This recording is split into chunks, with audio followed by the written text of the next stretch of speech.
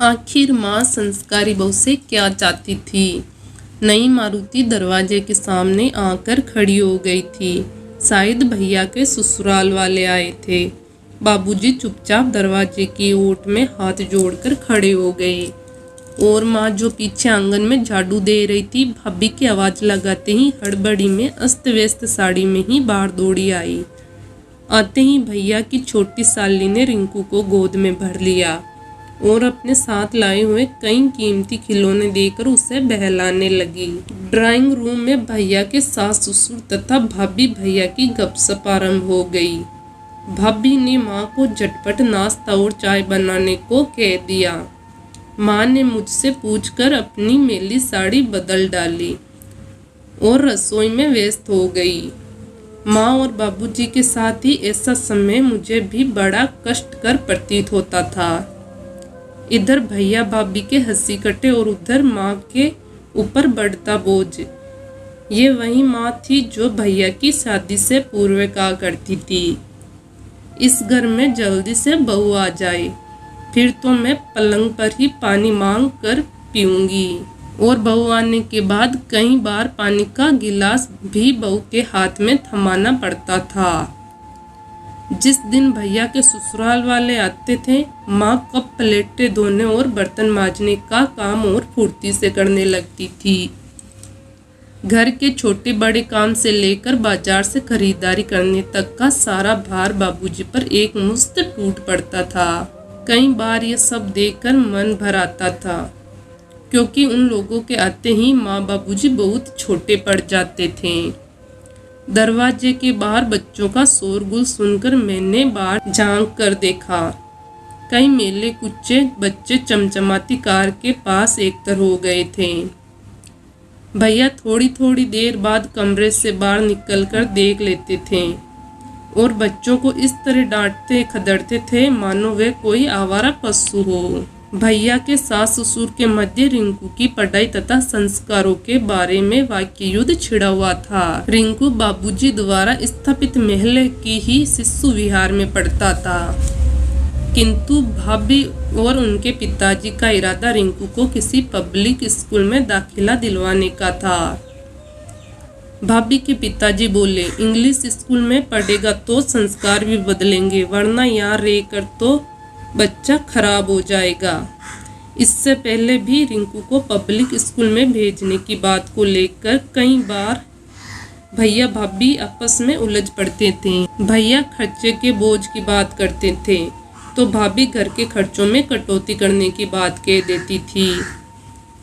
वह हर बार तमक कर एक ही बात कहती थी, लोग पागल नहीं हैं जो अपने बच्चों को अच्छे स्कूलों में पढ़ाते हैं। इन स्कूलों के बच्चे ही अच्छे पदों पर पहुंचते हैं। भैया निरुत्तर रह जाते थे। बड़े उत्साह से भाभी ने स्कूल से फार्म मंगवाया था। रिंकू को किसी प्रकार तैयारी करानी थी। इसी विषय में मुझे भी कई हिदायतें दी थी। वे सवेरे सुबह जल्दी उठ रिंकू को पढ़ाने बैठ जाती थी। उन्होंने कई बातें रिंकू को तोते की तरह रटा दी थी। वे उठते बैठते सोते जाग उस छोटे से बच्चे के मस्तिष्क में कई तरह की सामान्य ज्ञान की बातें भरती रहती थी। अब माँ और बाबूजी के साथ रिंकू का खेलना, घूमना, बातें करना, चेकना काफी कम हो गया था। एक दिन वह माँ बाबूजी के सामने ही महल्ले के बच्चों के साथ खेलने लगा। भाभी उबलती हुई आई और तमक कर बाबूजी को भला बुरा कहने लगी, आप रिंकू की जिंदगी को बर्बाद करके छोड़ेंगे। असंभव गंदे और निरस्तर बच्चों के साथ खेलेगा तो क्या सीखेगा। और बाबूजी ने उसी समय दुलारते हुए रिंकू को अपनी गोद में भर लिया था। भाभी की बातें सुनकर मेरे दिल में हलचल सी मच गई थी। ये अमीर लोग क्यों इतने भावना शून्य होते हैं। भला बच्चों के बीच आसमान तक की खाई कैसी। बच्चा तो बच्चों के साथ ही खेलता है। एक मुरझाए हुए फूल से हम खुशबू की आशा कैसे कर सकते हैं। क्यों नहीं सोचती भाभी ये सब कुछ। एक बार उबलता दूध रिंकू के हाथ पर गिर गया था। वह दर्द से तड़प रहा था। सारा मल्ला परेशान होकर एकतर हो गया था। तरह तरह की दवाइयाँ, तरह तरह के सुझाव। बच्चे तो रिंकू को छोड़कर जाने को ही तैयार नहीं थे। आश्चर्य तो तब हुआ जब भाभी के मुंह से उन बच्चों के प्रति वात्सल्य के दो बोल भी फूटे। वह उनकी भावनाओं के साथ उमड़ते हुए प्यार के साथ तालमेल ही नहीं बैठा पाई थी। भाभी भी क्या करती, उनके सवैये के संस्कार ही ऐसे बने थे। वे एक अमीर खानदान से ताल्लुक रखती थी। पिता और भाइयों का लंबा चौड़ा व्यवसाय है। कॉलेज के जमाने से ही वे भैया पर लट्टू थी। उनका प्यार दिनों दिन बढ़ता गया। मध्य वर्गीय भैया ने कई बार अपनी परिस्थिति यातायात का बोध कराया, लेकिन वे तो उनके प्यार में दीवानी हुई जा रही थी। सम विषम ऊंच नीच का विचार नहीं करके उन्होंने भैया को अपना जीवन साथी स्वीकार ही लिया। जब इस घर में आने के बाद एक अभावों का खाता खुलने लगा तो वे एकाएक जैसे ढहने सी लगी थी। उन्होंने ही ड्राइंग रूम की सजावट और संगीत की धुनों को पहचाना था। इंसानों के साथ जज्बाती रिश्तों को वे क्या जाने। वे अभावों की परिभाषा से बेखबर रिंकू को अपने भाइयों के बच्चों की तरह ढलाना चाहती थी। भैया की औकात, भैया की मजबूरी, भैया की हैसियत का अंदाजा क्यों करे उन्हें होता। कभी कभी गलानी तो भैया पर ही भी होती थी। वे कैसे भाभी के ही सांचे में ढल गए थे।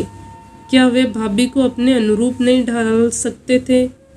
रिंकू टेस्ट में पास हो गया था।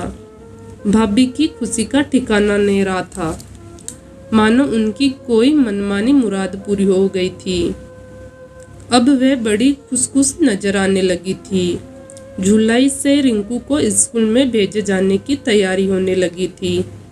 नए कपड़े बनवाए गए थे, जूते, टाई तथा अन्य कई जरूरतों की वस्तुएं खरीदी गई थी। अब तो भाभी रिंकू के साथ टूटी फूटी अंग्रेजी में बात भी करने लगी थी। उसे शिष्टाचार सिखाने लगी थी। भाभी रिंकू को जल्दी उठा देती थी। बेटा देखा नहीं तुम्हारा मामा के शेतु पिंकी कैसे अपने हाथ से काम करते हैं। तुम्हें भी काम सवेरे करना चाहिए, थोड़े चुस्त बनो। भाभी उसे नन्ही जान को चुस्त बनाना सिखा रही थी, जिसे खुद चुस्त का अर्थ मालूम नहीं था। माँ और बाबूजी रिंकू से अलग होने की बात सोचकर अंदर ही अंदर विचलित हो रहे थे। आखिर रिंकू के जाने का निश्चित दिन आ गया था। स्कूल ड्रेस में रिंकू सचमुच बदल गया था। वे जाते समय मुझसे लिपट गया। मैंने उससे बड़े प्यार से पुचकार कर समझाया, तुम वहाँ रहने नहीं पढ़ने जा रहे हो। वह तुम्हारे जैसे बहुत से बच्चे होंगे, उनमें से कई तुम्हारे दोस्त बन जाएंगे। उनके साथ पढ़ना, उनके साथ खेलना। तुम हर छुट्टी में घर आ जाओगे, फिर माँ बाबूजी भी तुमसे मिलने आते रहेंगे। भाभी भी उसे समझाती रही। तरह तरह के प्रलोभन देकर माँ और बाबूजी के कंठ से आवाज ही नहीं निकल रही थी। बस वे बार बार रिंकू को चूम रहे थे। रिंकू की विदाई का क्षण मुझे भी रुला गया।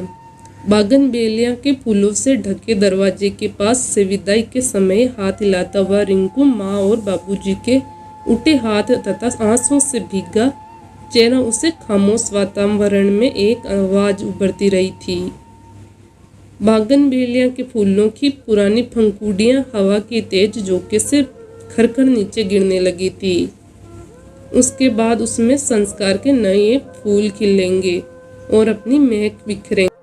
मैं उम्मीद करती हूँ कि आपको मेरी ये कहानी पसंद आई होगी, और अगर आपने अभी तक वीडियो को लाइक शेयर नहीं किया है तो प्लीज़ एक लाइक कर देवे और साथ ही चैनल को सब्सक्राइब कर देवे। और आपको मेरी ये प्यारी सी कहानी कैसी लगी कमेंट बॉक्स में ज़रूर बतावे।